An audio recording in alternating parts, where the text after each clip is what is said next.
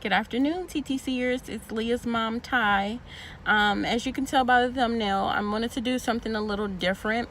I have been married this year, 7 years, and it just seems like in the beginning of your marriage, or even before you get married, because before I got married, me and my husband were together for total now 13 years. And so even before you get married, the question is always something like, oh, when are you getting married? And then when you get married, oh, when are you guys having kids? And when you have a kid, oh, is that it? Are you guys having more? When are you having more? So the questions that are well-meaning in nature oftentimes rub my skin like sandpaper. So I just thought I'd talk a little bit about ways that I cope with infertility. Number one is prayer. I would say this is the most important thing to me, because before I got pregnant with Leah, which was a 2-year, I got pregnant with her 2 years and some change. So it was a little over 2 years. But when I got pregnant with Leah, the first thing, when I was going through the TTC process with Leah, to get Leah, I was always constantly praying. Like, I never gave up. And it's funny because the day that I found out I was pregnant with Leah was Mother's Day 2014.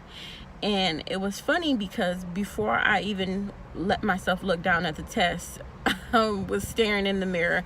And for those of you that are new and don't know, I work in the medical field. I am a medical assistant, and I have been for almost 10 years now. And so I work in a medical office. So my pee on a stick level is on a my pee on a stick addiction is on another level, because I have easy access to as many pregnancy tests as I want. So I was in my office in the bathroom, just staring at myself in the mirror, hoping and praying, but mostly praying, letting the Lord know that I wouldn't be angry if this wasn't the time, and that I was okay, to guide me through this, to, anchor my disappointment, to bring me through it.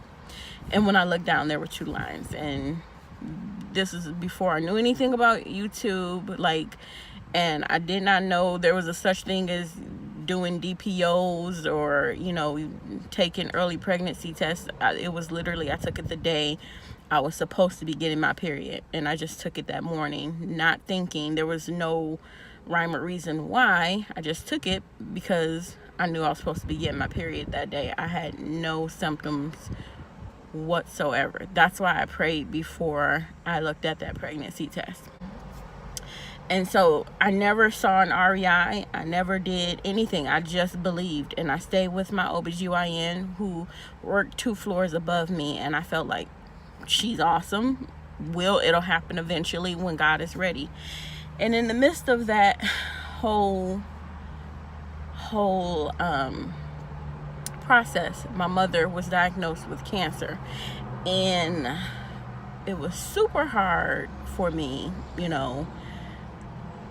to know this, to deal with it and everything like that. And then I would say the year that I found out I was pregnant was when she found out the year before I found out I was pregnant. So the year that I found out I was pregnant was a whole thing of her chemo, radiation, appointments, and everything like that. So my brain was there with TTC, but at the same time, I had the distractions, like calling to make sure she was okay, what was going on, the progress, and how everything was, turning out. She had and it was pancreatic cancer, which is one of the most aggressive and the hardest cancer there is. If you Google it, there is no cancer. That is the number one killing cancer there is. And that's a hard one to come back from, because it's very aggressive and it spreads very fast. And so when I got pregnant with Leah, she was so excited, but at the same time she knew it had taken me a while, so she started to hide things from me, so I wouldn't know that she would get, was having a bad day. She would hide it. She wouldn't tell me when she would go into the hospital because something, she had a fall or something like that. So in the midst of me going through my pregnancy and everything like that, I was thinking that she was getting better. The surgery went well. They removed the cancer. And again, if you know anything about pancreatic cancer, the doctors were so blunt. They're like, if we open her up and it spread to anywhere, we will immediately close her, because once pancreatic cancer has spread, that is it.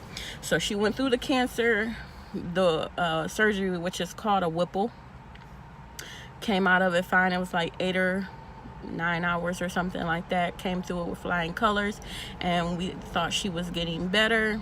And I had Leah January 18, 2015, and my mom died February 26, 2015.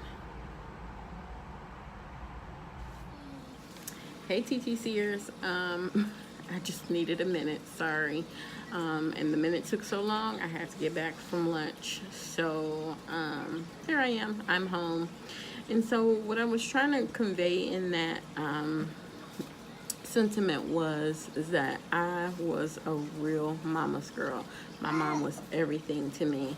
And with me having Leah, I feel like it was God's intervention that gave her to me when I needed her, because she was 6 weeks old when my mom died. And my mom is one of those don't bring your kids out of the house until they 6 weeks old type of mom. And so me and Leah was in the house that whole week, and I was gonna take her to see her Friday, and she died Wednesday.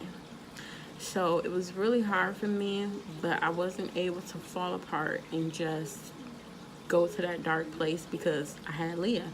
She needed me. I was breastfeeding. There was, she was such a good baby. And I was like, God gave me what I needed when I needed it, because I needed her.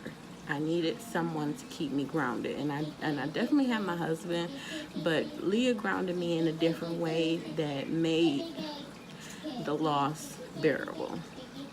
So pray. Pray that he gives you what you need when you need it. So number 2, pamper yourself. Don't let the stress get to you.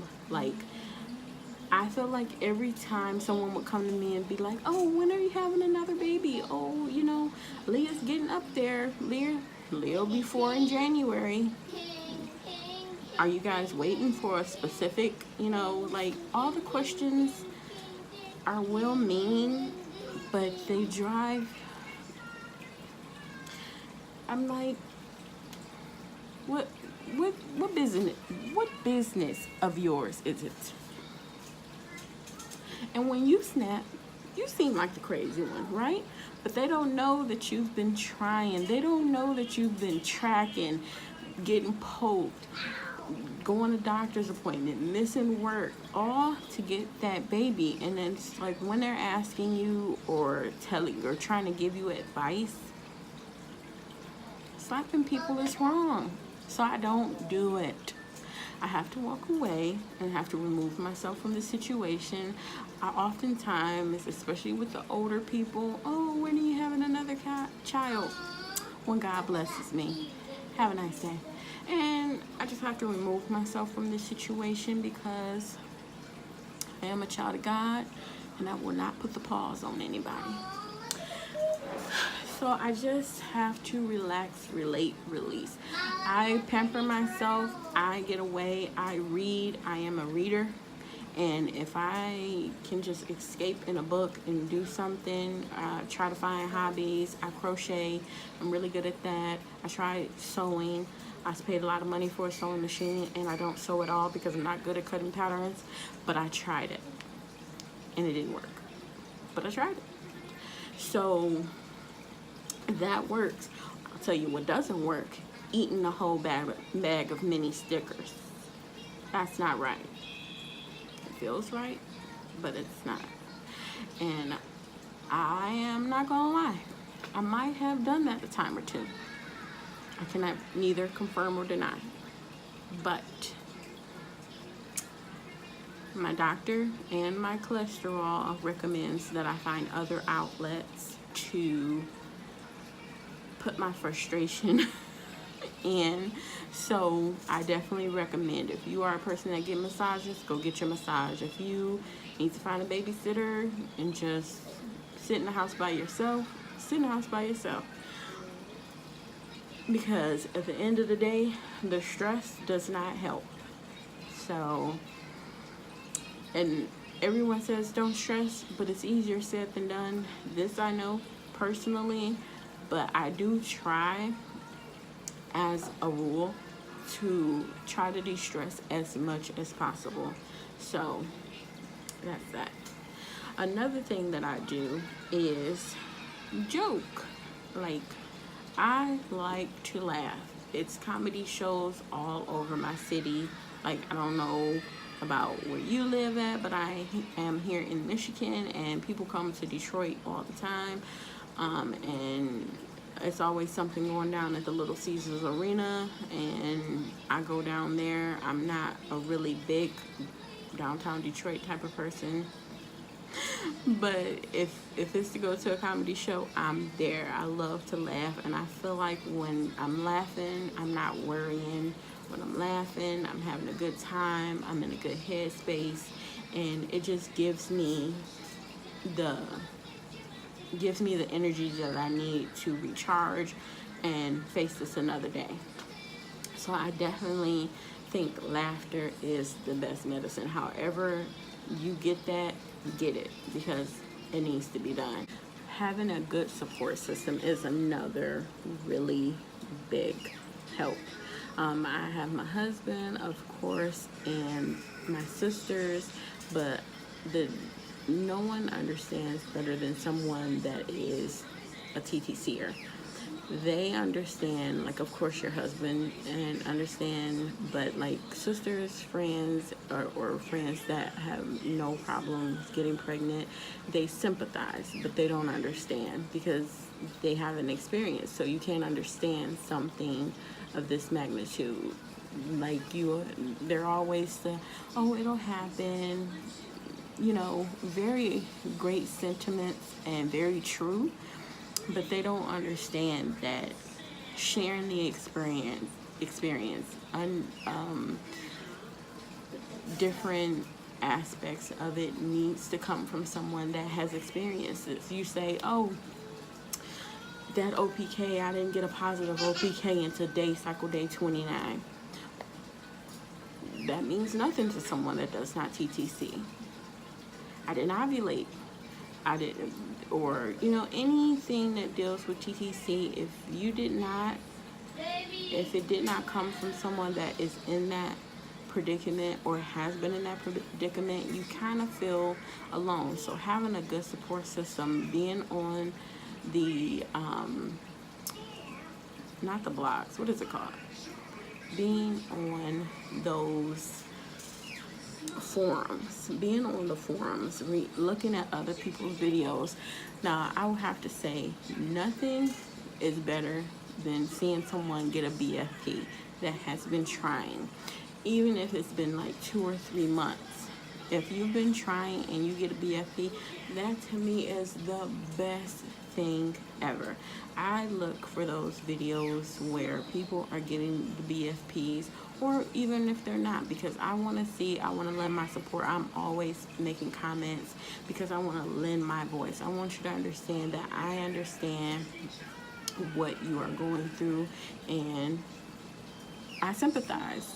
I want to send baby dust to everybody, not just baby dust, sticky baby dust to everybody, because I know what it's like. I want everybody to have their little one, because I don't know what my world would be like without Leah, or if I was still trying 5 years later, because it's 2 years to get Leah and she's 3 years old now.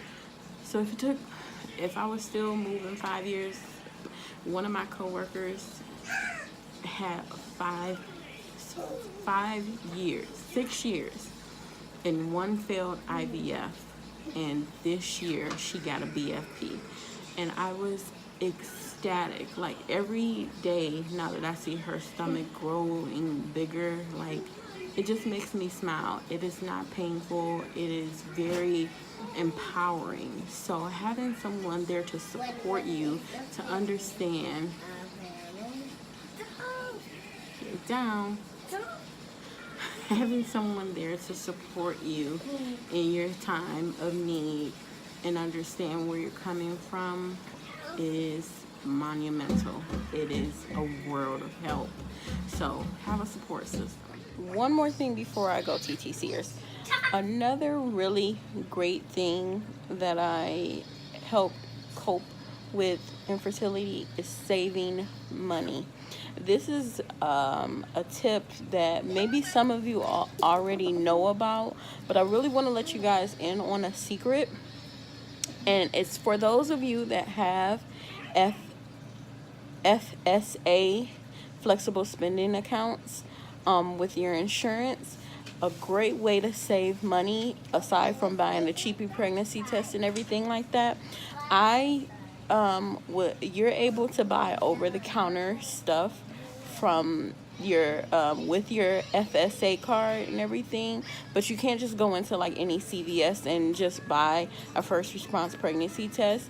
What your FSA representative may not tell you, or even your job may not tell you, your FSA has a store, and it's usually on their website that you can find it.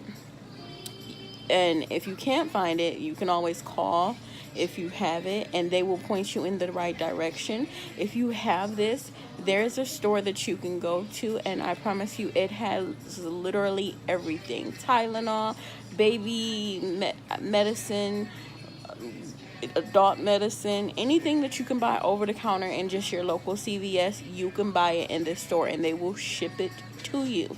So I always at the end of the year have like a lot of money still on my FSA card, and so that is when I go and I buy different things. Like I was able to, you can stock up on first response pregnancy test, ovulation test, Clear Blue, like that big kit that's like $100 and some that you may not want to spend, but you could use it with your FSA card. I even bought a Doppler, one of the fetal Dopplers that you can listen to the baby heart's beats with that FSA card. So that is a really great way to save some money and de-stress about some of that stuff. So, I mean, it has like a little tab for like prenatal, and mom and baby and everything, breast pumps, like anything you can think of, anything, like I said, that you can find in a CVS or Walgreens, you can find it there. So make sure you check that out. If you have an FSA card, check it out. You will not be disappointed, and you will save a lot of money, and that is super awesome when you are doing this for a long time. So check that out. That is all for now. Thanks so much for watching. Like, subscribe, give me a big thumbs up, and go ahead and click that subscribe button. I can't wait to update you guys for my next TTC, which might be after I ovulate. So I will be talking to you guys soon. Thanks for watching. Baby dust to you all.